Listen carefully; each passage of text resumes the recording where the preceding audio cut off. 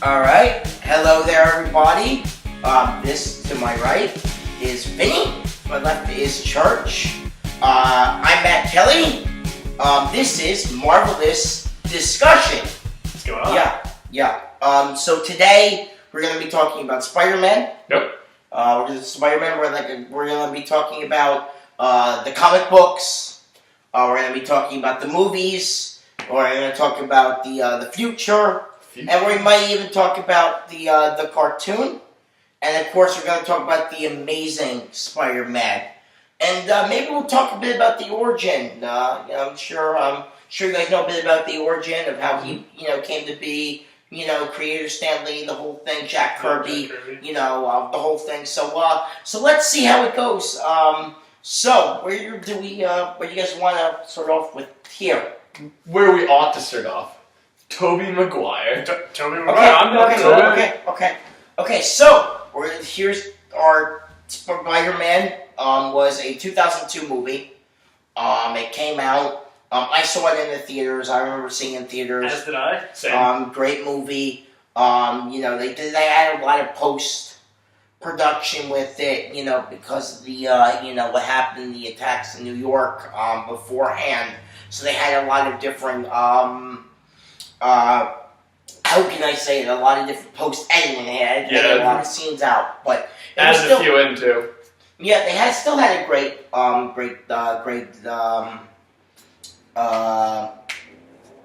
scenes, great plot. Yeah. For the special effects at the time, I think were pretty good. What do you guys think about special effects? They were really good for the time. They hold up all right now. Yeah, watching it a few weeks ago. I mean, it was almost like watching it at the movie theater in 2002. I was like, wow, this is very, very well done for something that is so considered old now, technology-wise. It's not like much has stayed the same since then, but since 2002, it's pretty good. Yes. So let's talk a bit about the story. Yep. The original, because there's so many different versions. I'm sure Vinny knows. He knows a lot about Spider-Man. He knows a lot about all of it. So you know most about the story. So can you give us? I think Mike's good with the synopsis area in the movie of the first movie. Let's just give us somewhat of a background, of the one story, because as you guys know, there's many stories. Right, of course. We could do this for hours and still get nowhere, with this, because they have so many different origin stories. So let's start with the most basic origin story we know of Spidey, and then let's, jump into the rest of the movies of that trilogy, I should say. So you got nerd boy Peter Parker, right? Lives with his aunt and uncle in New York, and he goes and gets bitten by a radioactive spider. And this spider gives him super spider powers. So he can climb up walls, he has spidey senses, so if something's going to hit him, he knows before it hits him, and he can dodge. Spidey senses, yeah. In the movie, he can shoot webs out of his... It's organic. Yeah. In some incarnations, he needs to create special devices to shoot them. In the movies, he shoots them straight from his body. Interesting you bring that up. Actually, we're jumping ahead. But in the Amazing Spider-Man, yes, he actually creates the serum. I was about to say for the webs. Yeah, I think something really interesting in those movies is that in the first movie, it's not portrayed that he's a super genius in the sense that he understands science. It's portrayed that he's a super genius because he understands other aspects of the world, not just science. And really, Peter Parker's character is about understanding the scientific ability of the world, and the way he creates those web shooters in the other movies, I think, should have been utilized in the first movies instead of just the Amazing Spider-Man, because organically, it doesn't feel the same way that it should. He has the brain power to do it. Why not do it himself? And that really is one of my main problems with the first movies. And I think that going ahead, obviously, it should be something that is addressed in the newer movies like Spider-Man: Homecoming. And I think it's something that could definitely be beneficial to the story, not just. So you think they missed out on the Amazing Spider-Man? Absolutely, yeah. Yeah. I think so. Yeah. Well, I know we're jumping ahead here, but that's how this is. That is actually something that I know a lot of people have told me about, because I talk about this a lot, is that brings up the point of not anyone can be Spider-Man. Like, I couldn't Right. be Spider-Man. I couldn't Right. make those Right. web shooters. You have to, like, he himself as a person adds to his being Spider-Man. Yeah, and I hear that argument a lot. Like, I feel like It's that's a fair the one. main It is, argument it I is. hear about those It movies. is. But if he has spider powers, I think he should organically be able to make them. I think that's a lot cooler, at least. So in the so that's I'm glad we got off on that whole thing because that's a very big topic. I'm glad we discussed discussed that. I'm also happy about the where the first one set up. Mhm. First one set up for another great one. The second one, I think, jumping. Of course, we had the Green Goblin, Right. which was great. Don't you guys? One of the best characters I think I've ever seen in a movie Yep. in my entire life. He's just played so well by Willem Dafoe. I mean, we talk about this. Yeah. I love it. His portrayal of the Green Goblin is just so. It has such a dichotomy of like The two first time, characters. it scared the living hell out of me. Technically, the first time I saw it in yeah. theaters, it was very scary. I think I went as the Goblin that year, and I went Spider-Man the following year when the second one came out. When the second one came out, 2004, I did Spider-Man. Remember doing that. But yeah, it was the Green Goblin that year. I just, man. It was a plastic mask and just everything. It's not like nowadays where you have these like huge giant masks. You Mhm. go to a costume store, any one of them. You have these huge giant, rubber latex masks now, and you have these helmets to put atop them. I mean, even the cosplayers in New York Comic Con, I've seen some pictures and stuff, and I'll take pictures when I go. I'm going to NYCC in a week from now. On the 8th. I'm sure there's gonna be Green Goblins there. You don't know how many Spider-Man's gonna be there. Of really. course, yeah. I mean, with this new one. Too many. Too many. Yeah. That and Cap and all that. You're gonna see a lot of different things. Besides the DC guys, you're gonna see a lot of Spider-Mans there. Is it Spider-Man? Is the plural? Spider-Man. Spider-Man, yeah. Spider-Man. yeah. I'll take that. And then we might even see some Spider-Gwens as well. So Spider. Okay, well, Because the new show, he's going to have her. They had her. They just introduced her. I watched a little bit of it. Not bad, not terrible. Dove Cameron, I think, does the voice. She's really good. I like her. But especially as a voice. But like, you're gonna see a lot of those Comic-Con too. I think we're gonna see a lot of. We're gonna see a lot of stuff. I think the thing that I really enjoy about Spider-Man is that there's a huge mythos behind the story, and that his story is something that isn't easily replicated in the universe, because I think it's something that people can relate to so easily. Yeah. As a 16-year-old guy, I mean, obviously, you think about what you could be, and Peter Parker is the definition of just an average kid. He has above average intellect, but that's not just Below average social yeah, status. below average social status. And In that's most guys. in my eye, Peter Parker, before he's Spider-Man, it was a loser. He Exactly. didn't get the girl, he didn't get anything. Now all of a sudden, he becomes Spider-Man, they're like, oh my god, this kid's Spider-Man. And- It went from what is Spider-Man, is he a hero, is he a villain, to holy hell, Spider-Man's the biggest thing in the world. What I think what's cool about Spider-Man is he does, at first, what pretty much anyone I know would do. He goes in and says, how can I use this to make money? Yeah, to make Goes, money. enters a professional wrestling arena, fights my boy Bonesaw, Yep. Yeah. and Yeah. he does what I'm gonna do. He uses it for personal gain, which that makes him more relatable because he's doing what I myself would do, and only through a series of tragic, unfortunate circumstances because of that does he then realize I need to do better and to be a hero. Well, that's because, what was it? Uncle Ben. Uncle Ben Uncle Ben. came out to meet him and got shot Yes. by a guy who he was supposed to, in the original movie, he was supposed to last 3 minutes in the ring against Bonesaw, and if you do, Right. you get, was it $3,000? Yeah, it was a significant amount of money in 2002. So, look, it was legit, guys. It was legit. And he beat him in 30 seconds, so they're like, you're supposed to last 3 minutes. You get $150, and so then the guy gets robbed, and he goes, sorry, not my problem. Which, again, that's what I would do. I would be you just screwed me, Yeah, so... I'm just exactly. And that man he let go because of kind of a petty grudge shot his uncle, and that's Yeah. how when he realized he needs to do better.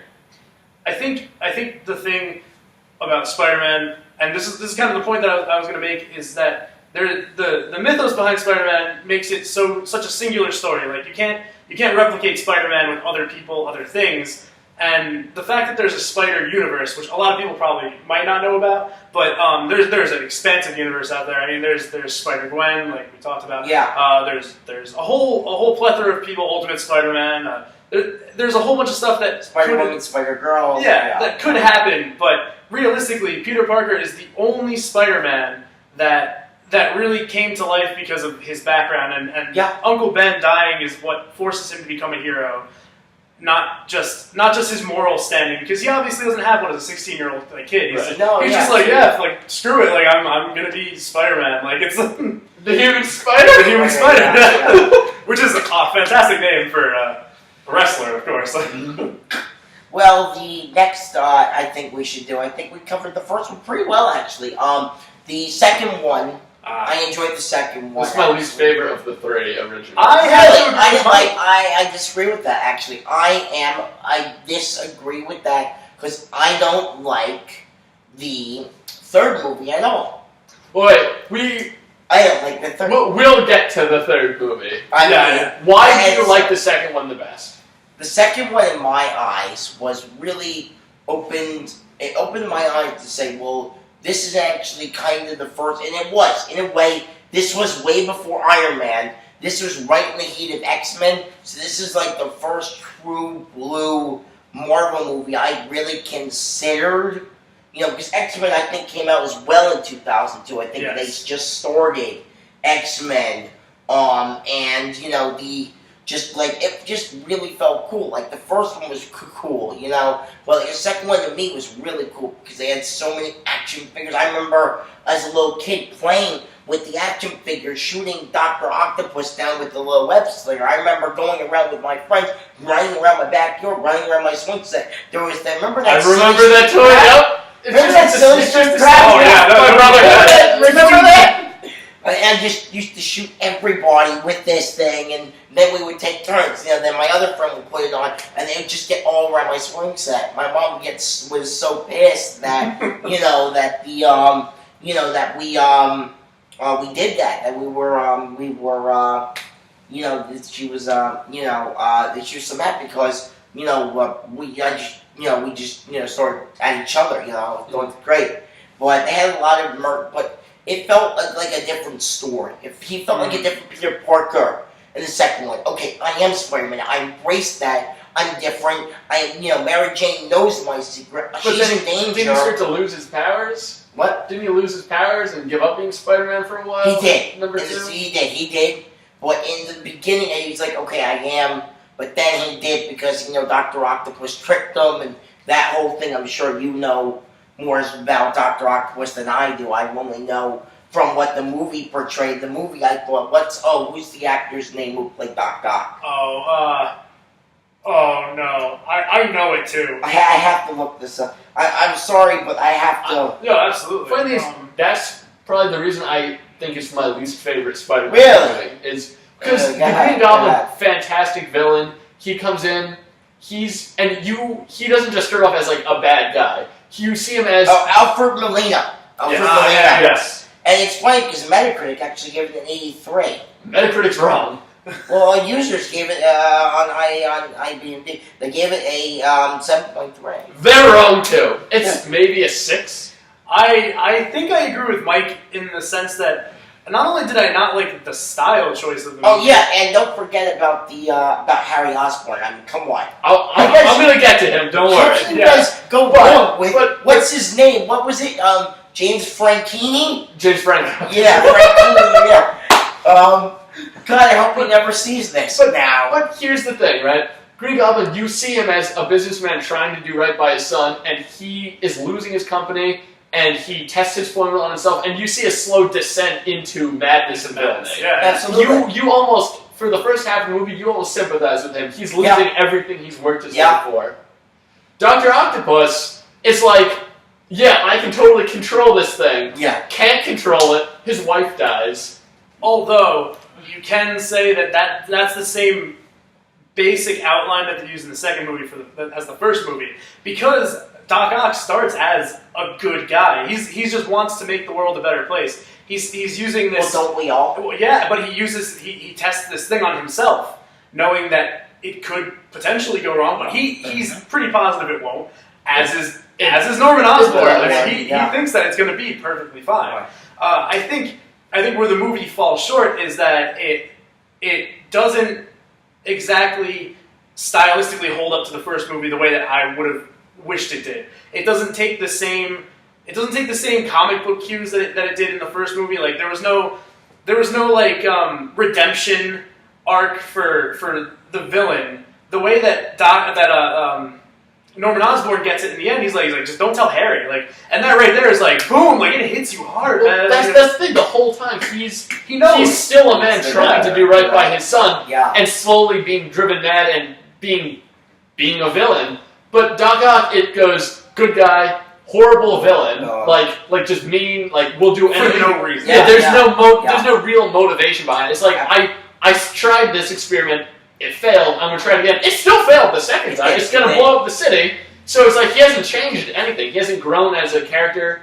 And then he goes, oh, I'm just going to stop it then. Like there's no redemption. It's just like, for some reason, I'm not bad anymore. I'm going to drag this through. Yeah. Well, like I said, his motivation is bad. Just, I agree with you guys on that, but it's still such a great movie. Reason why is because, like, the whole way they had the CGI, let's face it, wasn't like it is today with the new Spider-Man. We know most of that is CGI. We know it's not just Tom Holland in a costume. We know a lot of it has to. But the CGI back then, for what 2002 was, the way Dr. Octopus looked, he looked pretty cool. He looked very comic book. Very comic book. Like, I think that's, going back to the effects on Doc Ock.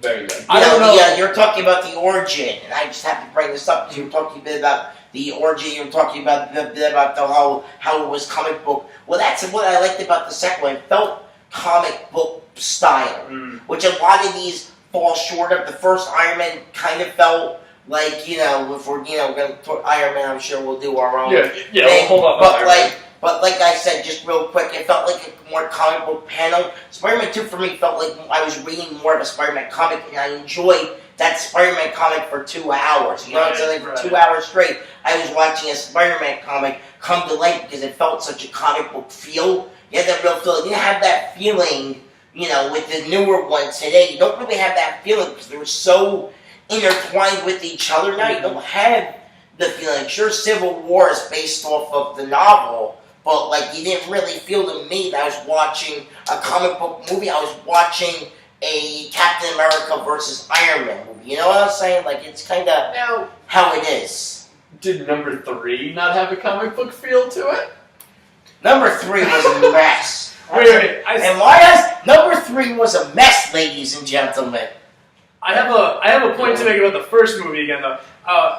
Jumping off what you said about the comic book feel is like, I don't know if you guys have ever seen the test footage of Willem Dafoe in makeup for the Green I never Goblin. have. I saw a picture of it. You guys can look it up. It is incredible. It's something that should have been done from the beginning, and I think it would have changed the dynamic of the movie so much that it probably could have escalated Willem Dafoe to a different level of being an actor at the time. You know how Heath Ledger became a different actor after his comic book role? You saw him just change into this character. Absolutely. And I think Willem Dafoe, regardless of if he's that actor or not, like he had the personality to begin with, but he portrayed it so well, but you never got to see his mannerisms or anything. But with this other costume, there was prosthetic involved, and it wasn't just like you were looking at like a green Power Rangers costume. Yeah. And that's a real big argument I hear about the costume all the time. And costume plays a huge part in the way you view a movie. It's not just about the script or how it's directed. It's about seeing something come to life that you've seen for so long that you just wish would just be like you just wish it would look the way it should. Yeah, I mean, don't get me wrong, I love the Green Goblin costume from the original, but I looked at the test footage, you're right, like, the difference between a mask and a prosthetic is you can see the movement of your face. I think Willem Dafoe, his voice is almost so, like, sinister, that you can almost picture it behind the mask, and he takes the mask off a lot because he's $1 million face. You gotta Of course, show yeah. it. But the prosthetics, I think, would have showed it off more. So you, But number 3. Number three, yeah, number Let's three. get to that one. if you want to, in my eyes, like I said earlier, and I'll say it was a mess. Too much, in my eyes, too much was going on. You had way too much going on. You had, I guess we'll say we're gonna get to him later, but you had Venom. Yeah, we have a whole episode on him, though, so we're not going to touch too much on him. You had Sandman. Who was good. Sandman was a good villain. I think And Sandman followed the didn't you formula. have Harry come back as Yep. Hobgoblin too? New Goblin, I think. New Goblin, okay, Yeah, I which know it's Hobgoblin. really irked me for some reason. Like, you might as well just call him the Hobgoblin. And give him a better costume. Yeah, give him a better costume.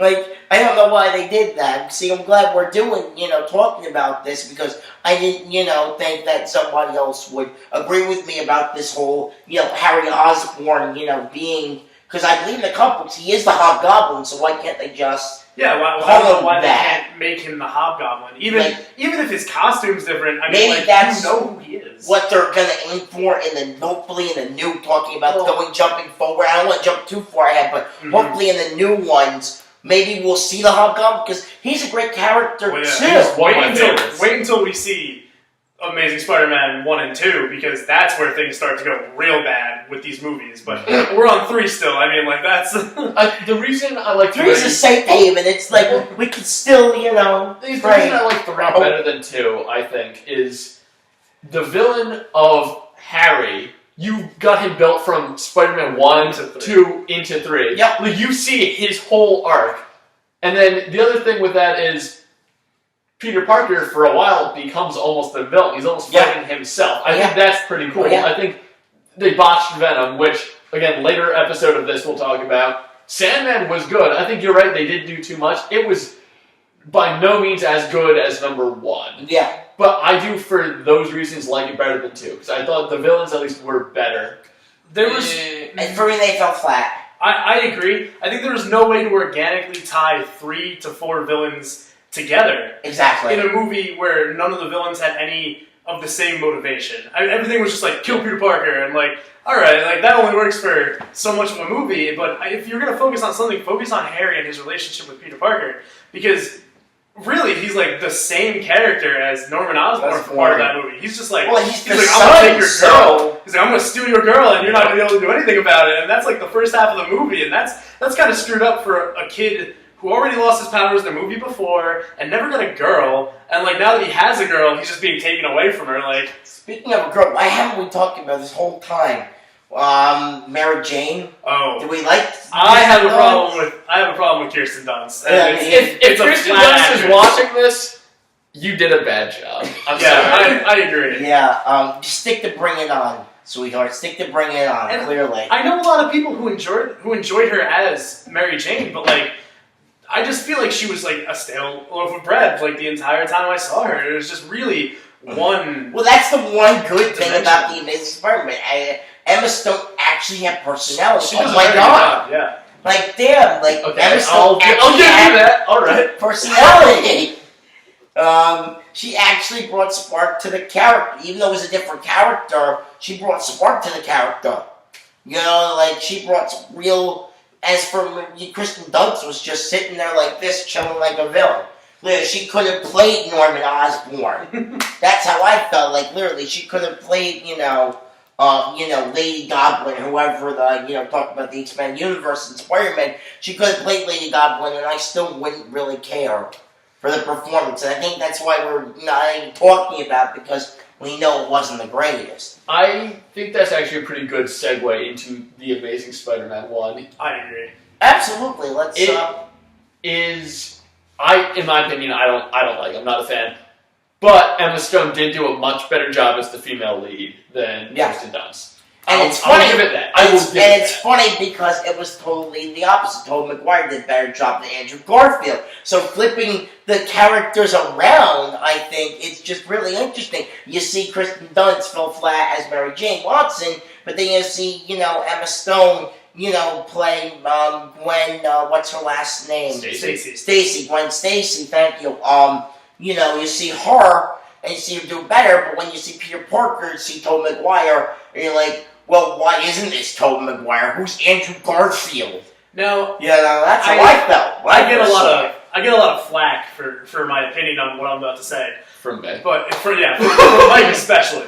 And Go ahead. personally, I think Tobey Maguire, good Spider-Man. Don't get me wrong. I think his Peter Parker falls really, really short of being Peter Parker. I don't believe him as Peter Parker for most of the films. And Really? and it's only because he doesn't strike me as a young man who's playing a nerdy guy Mhm. going through life being very unconfident or not or having low self-esteem and then getting high self-esteem by becoming Spider-Man. He doesn't fit that bill for me. And I'm not going to say Andrew Garfield fits it any better. I just think he fits it in a way that's completely different than Tobey Maguire. And I put them on the same level, but I don't put Tobey Maguire on a pedestal like a lot of other people because I don't think he's the definitive Spider-Man. And I don't think he plays the part of Spider-Man. I don't think he plays the part of Spider-Man because his like ability to quip, his ability to say things, it falls into this category of just being so boring and one-dimensional. It becomes like hey, like stop what you're doing, and then like a joke's thrown in as like a kind of a boring like When Andrew Garfield does a really good job of throwing those quips out, but as Peter Parker, he also falls short because he's a skater hipster kid. I do not buy him as like Peter Parker. I don't buy him as that kind of uncool. Like, he's guy. not that kid. Well, I don't think and what bothers me is the problem is when I first saw The Amazing, the remake, the Sony one, Christ, this amazing part. They made this. We were talking about the serum earlier and how it was made. They made it. And I just didn't like the whole idea. Well, he has to make the serum. It's going to be a blonde girl. It's not Mary Jane. There's a lot wrong with this story. Then they bring one of the most obscure characters overall, which I'm not a fan of personally. I'm not a fan. I can care less. The Lizard, Kirk Connors. Of all the Spider-Man characters, why couldn't you, do, at least they're doing the Green Goblin. They're being upfront with this new one, Homecoming. They're being upfront. They're doing Green Goblin. Hopefully they'll bring Hobgoblin to do it. Why couldn't you bring Hobgoblin? Why couldn't you bring Harry into this real quick or even bring Norman into it? Instead you have to do Kirk Connors and this whole, Oscorp bullcrap about this whole, about how it's Empire and how Oscorp is taking over the world. It just really felt like a futuristic Spider-Man, and I could have done that in the video games, which I think we should also touch on as well, because there's been a lot of great games as well. I think Shattered Dimensions. I think the real problem was saturation at the time of Spider-Man movies. I mean, you take into consideration the fact that they made 3 Spider-Man movies in the course of 10 years, and then all of a sudden they're like, let's just throw a reboot out there and see how people react to it. You need a different villain. Otherwise, people are going to be like, it's the same thing. And that's what happened partially in The Amazing Spider-Man 2, is like, you're trying to reincarnate the Green Goblin into Harry Osborn, and that doesn't work, but you have to do it because otherwise it would be the same story that you just saw 10 years ago. Yeah, exactly. Well, but at the same time, but he's the Hobgoblin, so wouldn't that make a difference? And it makes a huge difference to me as a fan of the series. Like, you know who that character is supposed to be, and he's not that character, and it really irked me. What about Electro? Oh. Now we're just jumping into the second. I thought that was the segue in. No. I wanted to talk more about Kirk Connors. You guys don't agree with this here about how Oscorp? It felt really corporation. It felt like conspiracy theory, Illuminati. Exactly. Yeah, and that's not what Spider-Man's about. It almost felt like they were trying to replicate Hydra. But in a Spider-Man movie with Oscorp. Hail Hydra! Yeah, like Hail Oscorp. Like that's Oscorp 2016, Clearly. I mean, it just really felt, even the video game, I played the video game, all around the city. Every screen you could see, you could see Jameson, you could see this one and that one, but you could see this Oscorp every single corner, and there's even these stupid-ass Oscorp missions in the game, where you actually have to save people from the quarantine because, there's the virus or whatever. You have to save people and put them in the quarantine zone because Oscorp, created this virus. Right. And that's why Spider-Man has to break into Oscorp to figure out what's really going on. And finds out, of course, it was Kirk Connors who created the virus. It was actually the Lizard. And I'm, like I said, not a big fan of, the way they did it. I'm a fan of the Lizard. It's not like I like the Lizard as a character, not in the movie. I agree. If they redid it again, maybe in this new Spider-Man arc, in this, down the line, do it well. Yeah. You have to do the character well. You can't just stick a character in there and just have him, totally balls it up the way they did. I forget who played Kirk Connors. Riz Ifan. Yeah. Who didn't he play? What did he play now? He played in another movie. I can't even think of any other movies he's been in. Is that the only movie he's been in? I'm sure he's been in other stuff. I think he's like a respected actor, but he just kind of hit a flop, honestly, on this. And because I think the whole thing was just a flop. I think that whole series, except for Emma Stone, she just stood out. now, Because she's a great actress. I think that's one of the greatest things about her. She's a fantastic actress. I would love to see her back in this. We know Zendaya's going to play the new Michelle, Mary Jane, whatever the character's going to be called in the new one. But I would love to see Emma Stone, come back in the Marvel Cinematic Universe as a different character. I think it'd be interesting. I wanted to ask a question before we moved on to Spider-Man, the Amazing Spider-Man 2. What about suits? I mean, what about their costumes? Because, like I said, costumes are a huge part of the lore and the myth of Spider-Man. They're so different. Which one do you think was substantially the best out of all of the costumes we've seen so far? Civil War. I'm coming. I give up. I actually think I liked the original Spider-Man suit better than Civil War and Really? Spider-Man. Yeah. I'm between Civil War and The Amazing Spider-Man 2. I think The Amazing Spider-Man 2 did a fantastic job of capturing the way that the Ultimate Spider-Man felt. Because I used to play those video games when I was a kid, Ultimate Spider-Man. Me and our friend Steven Fernandez, we used to play all the time with the Ultimate Spider-Man games, and they had some of the coolest story arcs. I mean, you got to see the Scorpion as a cool villain for once instead of a subpar B villain. Well, what I liked, and this is what I really liked, and I don't know if we're gonna jump. I know we have to jump in Civil War, but I want to talk about the games. Mm-hmm. Going into Spider-Man games, they had some great ones. My favorite game was PS3. I think it was Xbox 360 called a game. I think it was 2009 called Shattered Dimensions. Oh, I remember that. This is fantastic. What this was about is I don't know if it's based on a comic book. I'm not sure. It's part of the Spider-Verse kind of feel, but I think it's its own original story. And it's awesome. And they have 4 different Spider-Mans. Mm-hmm. You have Ultimate Spider-Man, which is Venom technically speaking, but he's not Venom. The Venom's out of him. You have this gothic 1930s Spider-Man, this noir type of feel. Noir. Then you have the futuristic 1990. 2099. No, and then you have the 1999. 1999. Of course the Amazing, which of course is just Spidey himself is in present day New York City at the time, and he's going around to pick up these fragments, and it's just such a great game. If you've never played it, highly recommend picking it up. You have PS3 or Xbox 360. It's an older game now, and I'm sure you can get it at GameStop for maybe not even $10, maybe $5. Yeah. Maybe even a quarter. That's how, but it was a great game. And speaking about costumes with that, I felt the costumes were better in a video game than I did with with the movies going into that. Yeah, I think costume design in the video games I think it's so much easier because you don't have to translate something to screen. You just translate it from what you see in a book, and all of a sudden you can just make it a 3D model, and you're good. You have a good idea of what it's supposed to look like. But on screen, you have to make sure that it matches the aesthetic of your movie, and you have to make sure it matches the way that your movie feels. And if it doesn't match that, then your movie's just going to look all wonky and all over the place. But I think most of the movies did a good job of matching the feel, but I don't think all the costumes were good. I think the reason I liked the first Spider-Man, I'm not saying that the other two costumes are bad. Actually, Spider-Man himself is one of the few costumes where I'm fairly lenient about it because it's so easy to do. Yeah, and it definitely always I just got the translates well. Spider-Man Yeah. one here.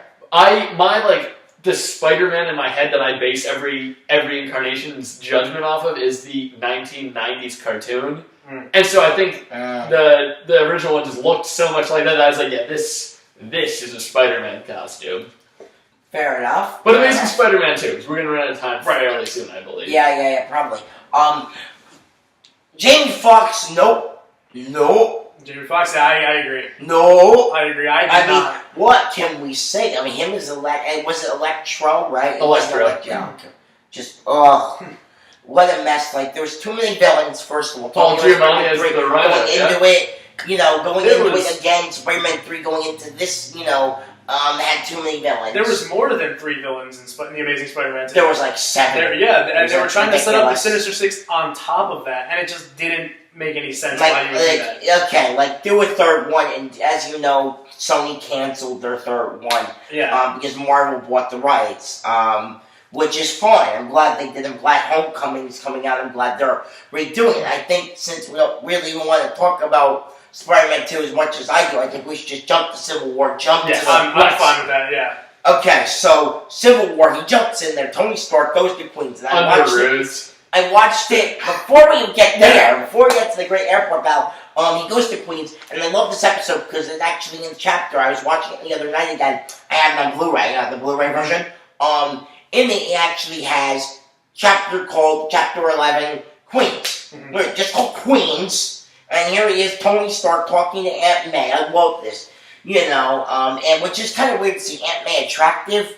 Yeah, in this movie? Melissa Tomei, right? That's Marissa Tomei. Yeah.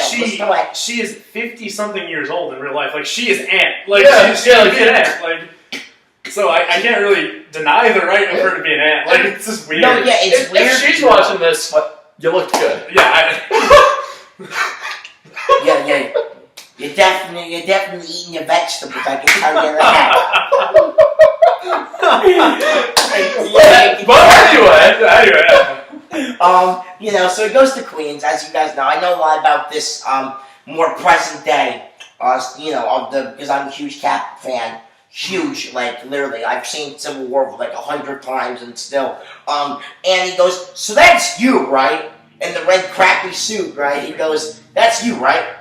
He goes, so where are you hiding the suit, kid? Really, let's talk business. He goes, because he looks at this crap computer and he looks at all this garbage. He goes, nice computer. He goes, I can give you an upgrade, He goes, oh, yeah, thanks, Mr. Stark. I go, okay. He said, so that's not you. He goes, nah, damn. He goes, you got me, man. He goes, come on, kid, where's the suit? And I love how Tony just pulls the suit down, and he goes, come on, man, you weren't supposed to see that. I thought that was great. First of all, I really thought that was great. How they did that whole thing. And then also he goes, what if I gave you a new suit, kid? He goes, okay, I'm listening, but what do I have to do? He says, you have to just do me one small favor. You have to kick the crap out of Captain America from me. I'm sure Tony briefed him, Well, he did. He got a few good punches in there. But the funny part about that was, the way Tom Holland portrays Spider-Man, it's funny as all hell because he's great. He makes the punches. Hey, Cap, steals the shield. You go ahead, say it. Under rules! There you go.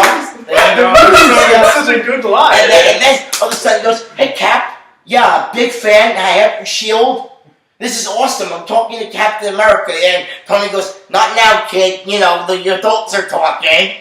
That's what I kind of like. Like, they treat him more like a kid than an adult. He is a kid. I mean, in the 5 to 10 minutes he got on screen as Peter Parker, I think he encapsulated Peter Parker's personality more than any other Spider-Man we've seen so far. And I think he throws down the gauntlet for anybody else to come through and be like, I'm Spider-Man, because he is, to me right now, definitive Spider-Man in the movies. And I've only seen him for 17 minutes or so in a movie. And he just does such a good job of playing a character that I think I've seen since I was like 2 or 3 years old, like reading comic books and watching the TV show and seeing Playing the games, playing the games, and he has the quip, he's quick on his feet, and he understands that he's smart, but he uses it the way that he's supposed to. And I like the fact that they didn't go into the Uncle Ben scene because it gets so overdone and so It does. overplayed. It does. I'm glad they didn't do it, and they kept it out. Yeah. I don't think they might do a flashback in Homecoming. I don't, They should. They should It's part give of him an origin. Yeah. But I'm glad they didn't get into it in that movie. Yeah. I mean, especially the way Uncle Ben, maybe just died. We don't know when, Ben died, but he's just so funny. The way, like, hey, Cap, big fan. I'm talking to Captain America, and I love how Falcon. I think Falcon says it in the movie. He goes, "Who is this kid? What the hell?" He goes, "What was that?"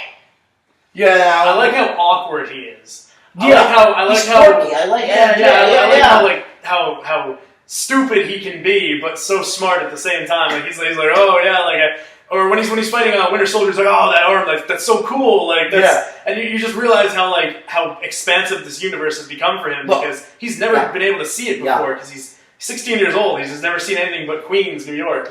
The best part in the whole movie was when Ant-Man went big.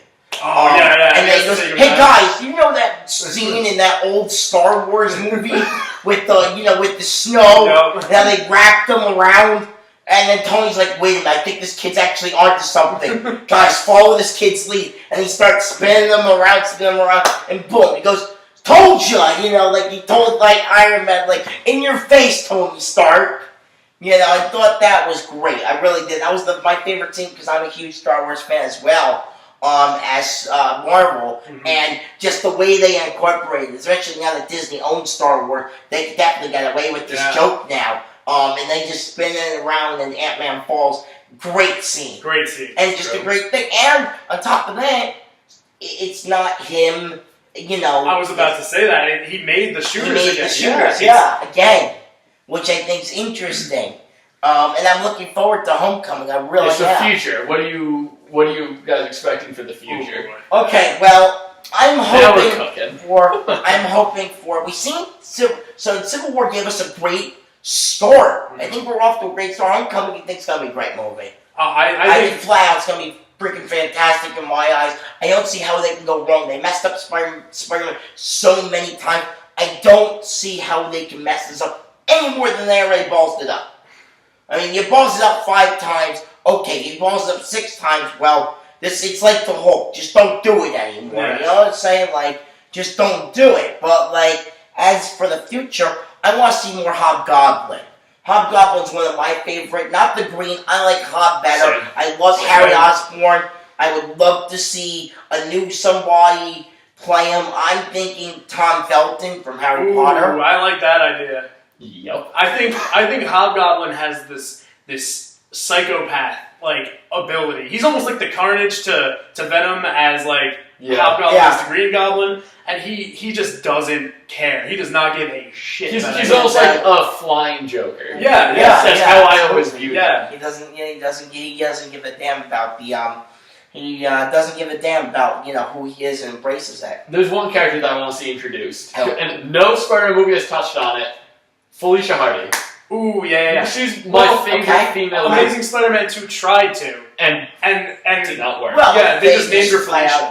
They just suck. I want to see her as the main female protagonist. I agree. Mm. Or antagonist. Maybe. Honestly, what do you call them when they're anti-hero? I want to see her as an anti-hero. Yeah. But I think and I'm going into the DC films of universe, but The Dark Knight Rises had Catwoman in it, and I don't think she was handled the way that she could have been in relation to the main character, the way that their stories always portray. And I think that Spider-Man needs to grow up a little bit before you see Felicia Hardy, because I think Felicia Hardy is a college kind of Peter Parker because she's very sexual and seductive, and as a 16-year-old boy, obviously Spider-Man's has other things on his plate that aren't let me just go around finding girls. And you know what would be, I think they should do, actually? Introduce Black Cat as a villain before he meets Felicia, and then have him meet Felicia and not connect the two, and have them almost grow in 2 separate relationships. Right, and then That could happen. It could happen. I don't exactly know though. I mean, I love it. I love her too. Don't get me wrong. It's just there's so many other ones. Personally, another thing I think we should see. Please, God, somebody at Marvel. Just redo the Lizard. You ballsed it up so bad in the Amazing Spider-Man 1. I love Lizard. I think he's a great character. Reminds me of Killer Croc going into the DC universe. Killer Croc. Boy, they screwed Killer Croc up how many times now in Batman? Will they screw up, Lizard again? I don't know, but I would like to see it again. And this time a different Kirk Connors. I would like to see more of a Kirk Connors who's not just a father to Peter, but who's actually more of a, as you wrap that up here, we'll wrap this up here in a second. Let me just get my sentence in. More of a definitive father. Like literally him being there, him being around and stuff like that. So once again, Vinny, Matt, Church, and you can follow us on Twitter at Marvel Discuss. Marvel Discuss. Couldn't fit the whole thing. Discus. We'll leave links down below. Like us on Facebook, Marvel Discussion, and I hope you guys enjoyed episode 1. The beginning. We'll catch you next time. Of the end.